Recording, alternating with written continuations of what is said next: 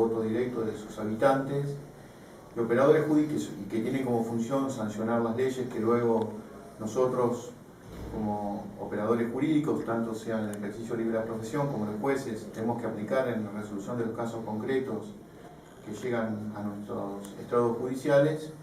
El tema de reexaminar, reevaluar, reanalizar, tener una mirada distinta de lo antropológico, de lo filosófico, de lo mítico, no solamente lo jurídico, es un debate que no solamente merece Dolores, sino la sociedad toda, y el hecho de estar aquí en Dolores y poder abordarlos en Dolores, como dije en algún momento, nos permite ser protagonistas actuales de una vivencia tal que nos apuntala como, digamos, como un departamento judicial, como una ciudad que no habla solamente de la violencia con el diario del día, sino que habla de la violencia desde su matriz, abordándolo de su génesis, abordándolo de sus consecuencias, con una mirada, como dije recién, multidisciplinaria.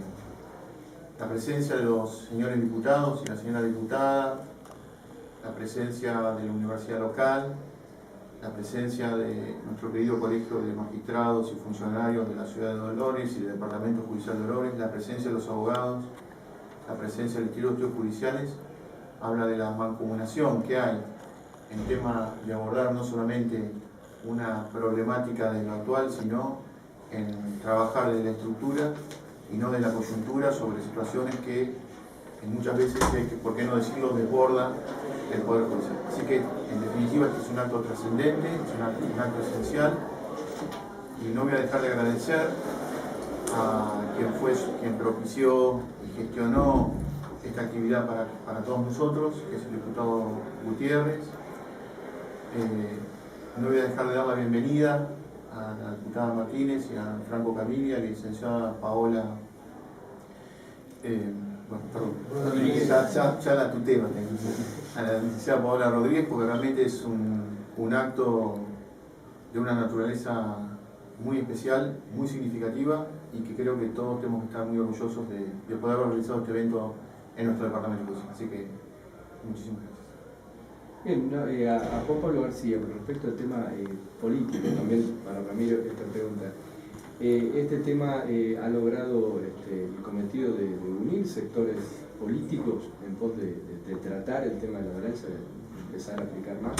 En realidad tiene que ver con el acompañamiento desde la universidad, desde una institución prestigiosa que gracias a Dios existe en Dolores, que es la Universidad Atlántida, ante el pedido del diputado que colaboremos desde el ámbito académico.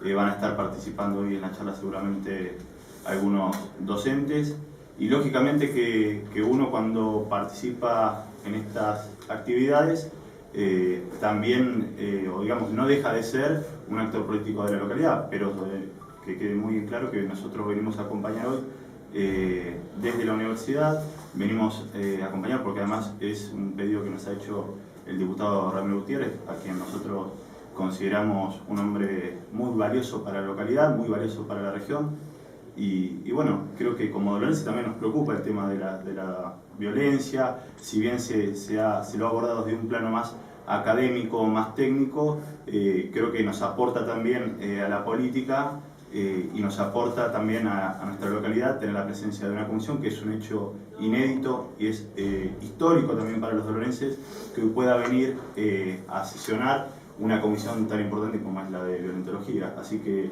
desde ese lugar, como dolorense y como miembro de la universidad, estamos acompañando, y lógicamente desde mi lugar de ciudadano también no deja de preocuparme, porque hemos visto a lo largo de este año, ha sido un tema que ha estado en el tapete de nuestra localidad, la cuestión del avance digamos, de los delitos, pero bueno, esto tiene más que ver con un acompañamiento de la universidad y desde un abordaje más técnico, más digamos, académico, y siempre, lógicamente, con la visión de acompañar y de sumar desde el ámbito que nos corresponde.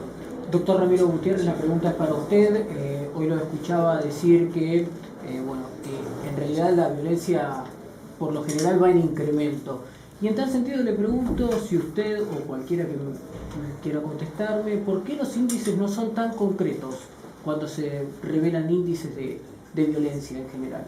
Bueno, esta comisión está trabajando con algunos objetivos que yo creo que van a permitir que nosotros podamos hablar con bases científicas, que es lo que está faltando en la provincia de Buenos Aires. Hoy la licenciada Paola Rodríguez, que tiene una vasta experiencia, porque viene de un país muy conflictivo, nos hablaba de estadísticas, de números. Nosotros en la provincia de Buenos Aires no tenemos una base de datos construida para medir las víctimas de la violencia.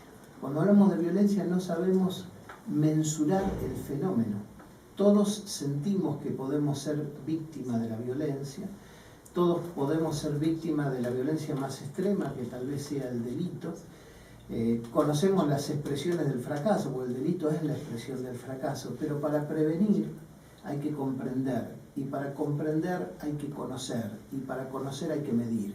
Entonces, uno de los objetivos de esta comisión, y por eso trabajamos con las universidades, y acá está el doctor Juan Pablo García, es poder construir las bases teóricas para realizar una exhaustiva medición de la violencia en la provincia de Buenos Aires. Es inédito que el Poder Judicial, yo no conozco antecedentes, le voy a preguntar a Franco, que es un hombre de mucha experiencia y que es uno de los primeros en trabajar estos temas de la violencia en la República Argentina, más con su obra La Violentología.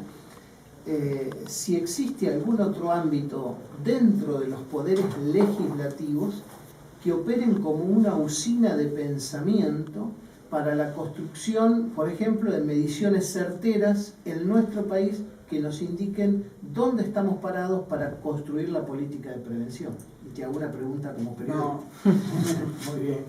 No existen, al menos en Latinoamérica, y creo que no existen en el mundo tampoco. Bueno, Paola es la encargada ahora de diseñar una encuesta, un trabajo de campo. Realmente sus resultados pueden variar si no se construye bien el cuestionario, el interrogatorio, y no sabemos qué es lo que queremos medir. Por eso ese será un trabajo muy importante de la Comisión de Violentología. Y bueno, si querés ampliar en eso, Paola, que es nuestro trabajo de la segunda mitad del año. ¿En su país hay datos concretos sobre violencia? Por supuesto. De hecho, acá en Argentina se han realizado diversas encuestas de victimización. Se han hecho para la Ciudad Autónoma de Buenos Aires, para la provincia de Santa Fe. Desafortunadamente se han descontinuado y no ha habido, digamos, un seguimiento de esos resultados.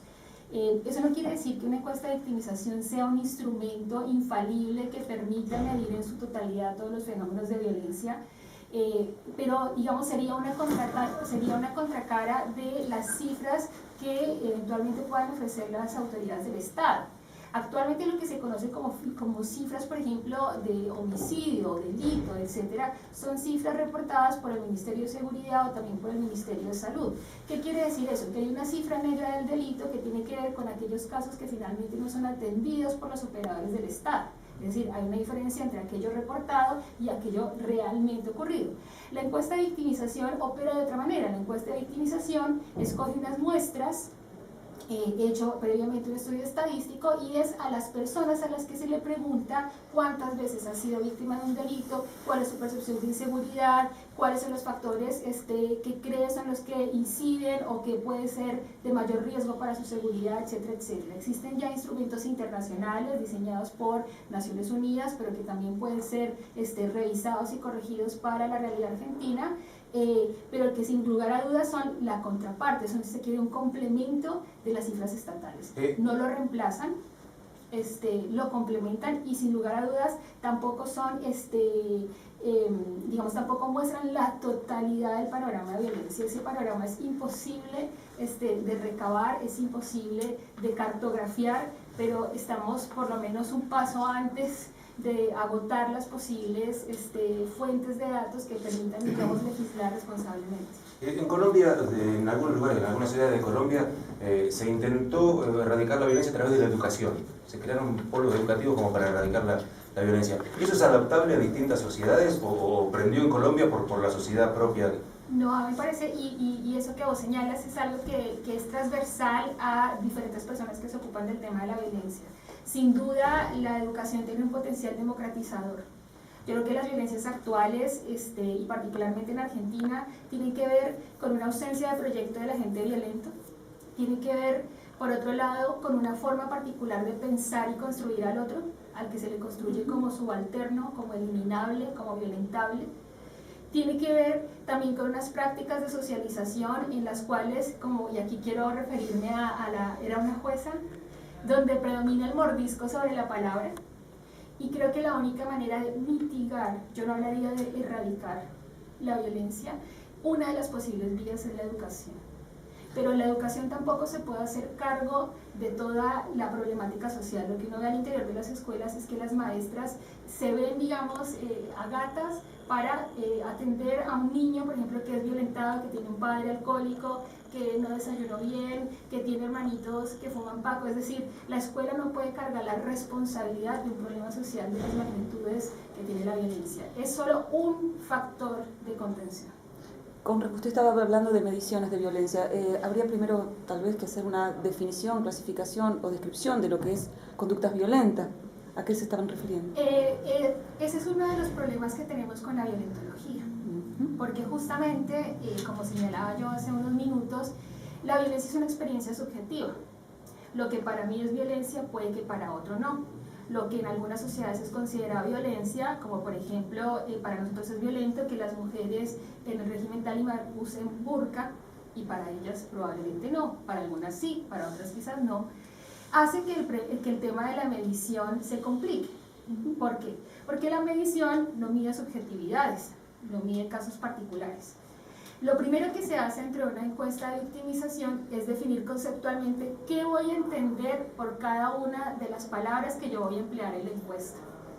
Y eso, por supuesto, me reduce el espectro de medición enormemente, ¿cierto? Porque, por ejemplo, la violencia simbólica, ¿cómo la mides en una encuesta de victimización?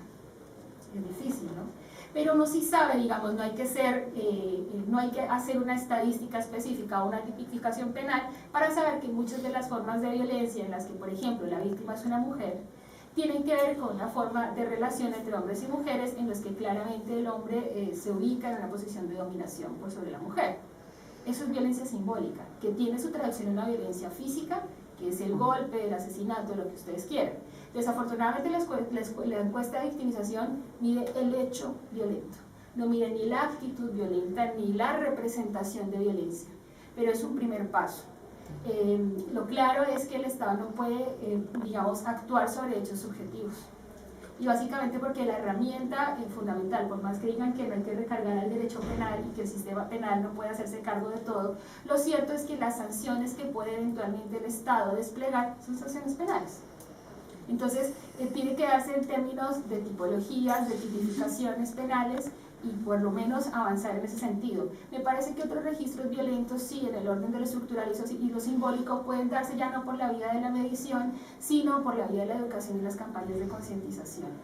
Y acá en Argentina tienen unos publicistas magníficos, a mí me encanta la publicidad argentina, que pueden coadyuvar sin duda en que se haga un clic en la manera en que pensamos cómo nos relacionamos unos con otros.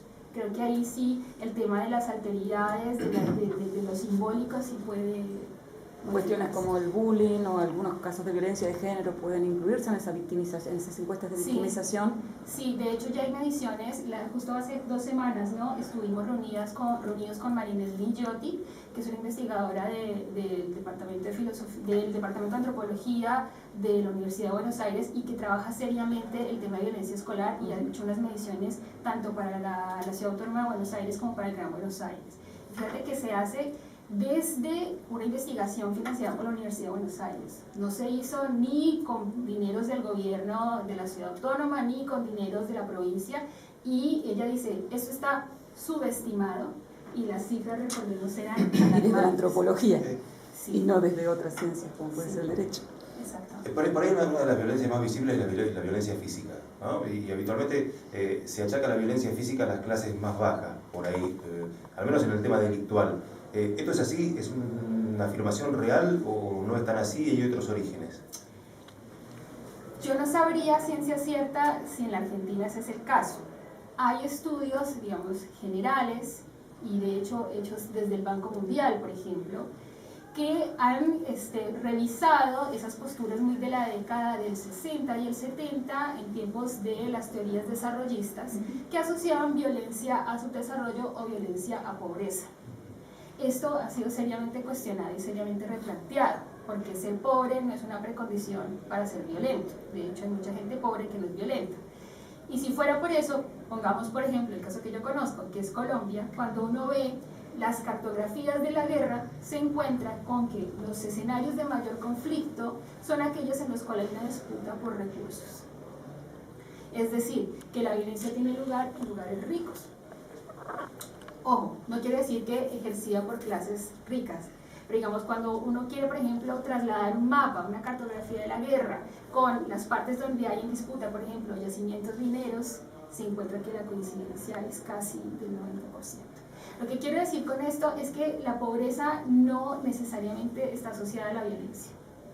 Y de hecho, el que es pobre no tiene capacidad de disputa. Para ser violento hay que tener una capacidad de empoderamiento y ser una amenaza real, efectiva para otro. La pobreza vendría a ser la mano armada, de algún modo. ¿Cómo? La pobreza vendría a ser la mano armada, de algún modo.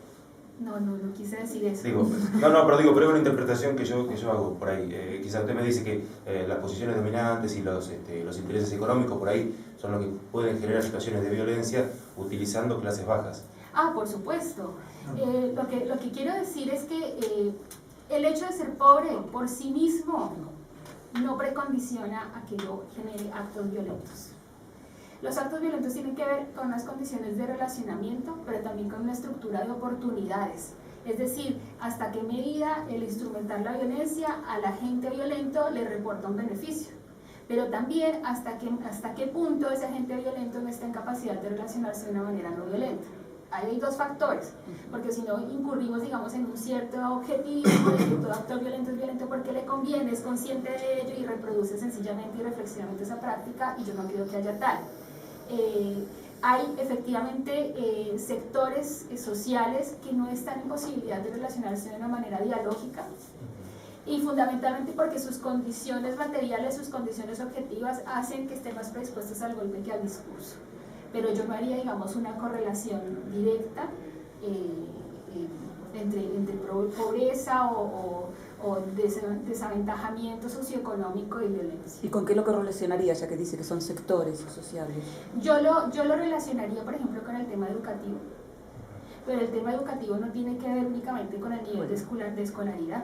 El tema educativo tiene que ver con todas las instituciones llamadas a contener y a formar un sujeto ciudadano. Eso va desde la familia hasta la escuela, pero también el grupo de amigos, pero también los programas televisivos que consumo, pero hay todo un entramado cultural que forma un sujeto y lo hacen proclive más o menos a la violencia. Me parece que otro factor que es fundamental es que la extensión de fenómenos violentos hacen que, si bien por un lado hay una mayor sensibilidad en el sentido de que, por ejemplo, reconocemos el maltrato animal, reconocemos conductas que antes no eran tipificadas como violentas, por otro lado si hay un proceso de cotidianización, un proceso, si se quiere, de aletargamiento que hace que un acto violento sea igual a otro, y en últimas uno termina como generando una especie de callo frente a la violencia y de indiferencia. Se acostumbra a la violencia en la sociedad. Se acostumbra a la violencia en la sociedad.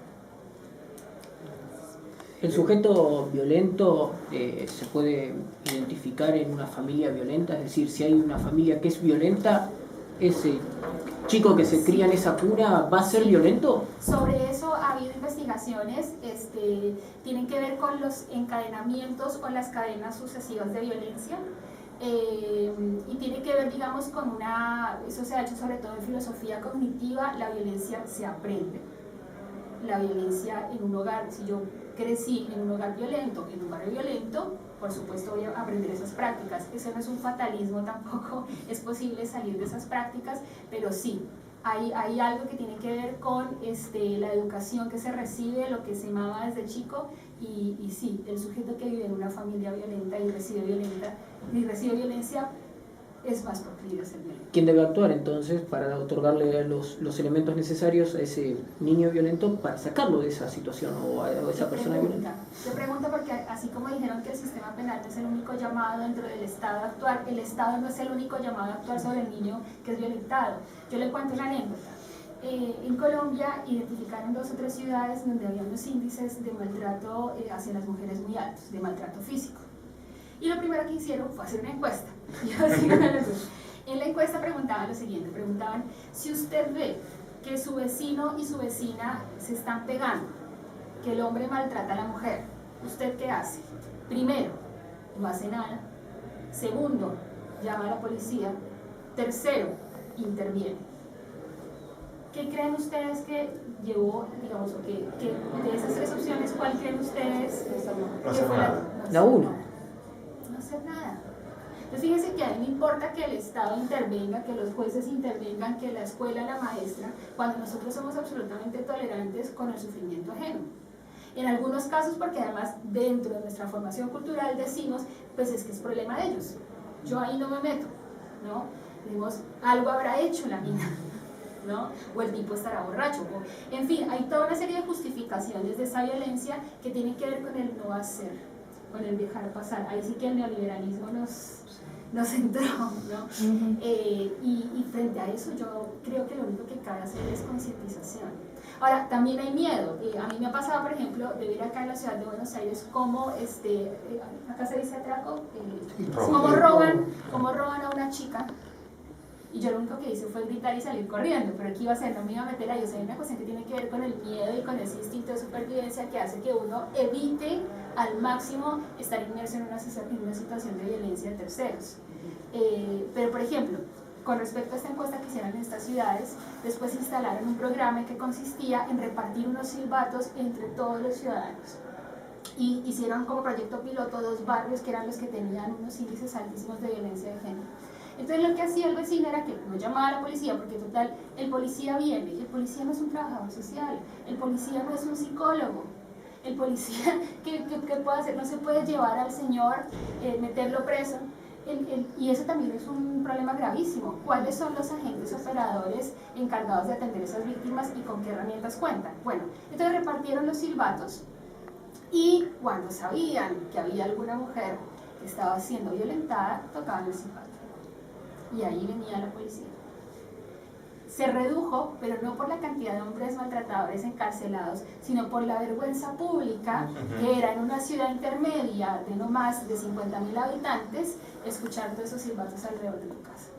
Bueno, ese tipo de herramientas que son de la cultura, que no son punitivas, que no tienen que ver con el derecho, que no tienen que ver con la sobrecarga del Estado, me parece que hay que pensarlas en términos de cómo mitigar estas violencias. También se me ocurre que depende de la sociedad, ¿no? Porque acá los argentinos somos famosos por los scratches y muchas veces no hacen caso. Depende también de las sociedades, ¿no? Sí, por supuesto. ¿No te gustó lo de los scratches, el ejemplo ese? Tengo una consulta, no sé por ahí si para usted o más para los argentinos. Por ahí ella hablaba de quiénes deben actuar al momento, mencionaba la policía cuando alguien se sentía víctima y esas cosas, y por ahí las penas de los argentinos es enviarlos a la cárcel a muchos de los violentos. ¿Las cárceles en la Argentina sacan seres más violentos o sacan seres iguales de violentos a como ingresaron? Bueno, el sistema penitenciario es declarativo, como muchas de las leyes y de las instituciones que tenemos. Están llenas de principios, pero en la realidad no cumplen los objetivos.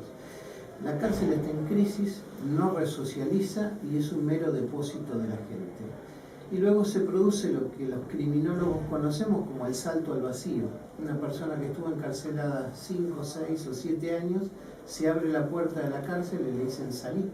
Y el mundo, él es un desconocido para el mundo y además no tiene ni medio de trabajo, ni familia, ni contención, ni está el Estado en la puerta. Entonces yo creo que hay que construir institucionalidad, fue parte de lo que hoy escuchamos en el intercambio con los jueces. Las leyes, se podría trabajar con la mitad de las leyes que tenemos y un gran legislador podría ser un gran minimalista que deroga leyes en lugar de hacer leyes. y aplicarlas estrictamente necesarias como para poder desarrollarnos en sociedad, pero sí institucionalizar, hacer gordas las instituciones, darles recursos, darle capacidad, darle instrucción, darles medios. Es necesario complementar todo esto con los pies a la tierra, y los pies a la tierra son políticas de ladrillos. Hay que dotar de las estructuras.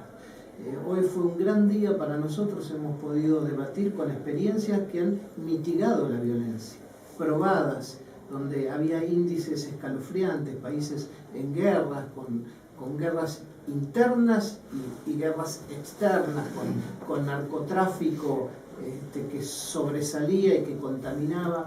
Nosotros no estamos así, pero sí estamos pensando, y hubo un reflejo de la Cámara de Diputados, de su presidente Horacio González, de poner al frente de una comisión de trabajo a Franco Caviglia. Franco nos convocó y también la convocó a la licenciada Paola Rodríguez, y yo creo que este trabajo en el tiempo va a dar muchos frutos. Hoy nos juntamos con el departamento judicial más antiguo de la provincia de Buenos Aires, el de Dolores. Todos los jueces hablaron durante 2 horas, hubo una fuerte catarsis, porque también al Poder Judicial nunca a veces lo escuchan. Y hubo reclamos, y hubo planteos, y también hubo posiciones. Nosotros simplemente escuchamos. Seguramente muchas de estas cosas van a tener reflejo en nuestra actividad posterior. Y los abogados que estuvieron presentes en la mano de Adrián Lamacchia seguramente mañana debatirán en su colegio lo que sucedió, o lo harán en la universidad, o lo hará Agustín, o lo hará Luis. Y bueno, se movilizó. Ahora esperaremos los resultados que vendrán de la mano del trabajo. ¿Estos también fueron comienzos en Colombia similares? De todo el tema de erradicar la violencia, de tratar de mitigar la violencia, o empezó distinto? No, en Colombia desafortunadamente 60 años de conflicto no concientizaron nunca al legislativo de la necesidad de crear una comisión de estudios de la violencia. En el año 87 se creó una comisión compuesta exclusivamente por académicos por mandato del Ejecutivo, que no tuvo más que una publicación, y a partir de ahí terminó el trabajo de la comisión. De otro lado, en Colombia no se ha erradicado la violencia, yo insisto, se transforma, es como la energía, como la materia, ni se crea ni se destruye, solo se transforma, y estamos muy lejos, y yo creo que cada vez más lejos. Hay gente que está muy optimista con las conversaciones en Oslo con las FARC, pero eso es solo un problema nimio alrededor, digamos, de la emergencia social que hay en Colombia. Muchas gracias. Muy bien.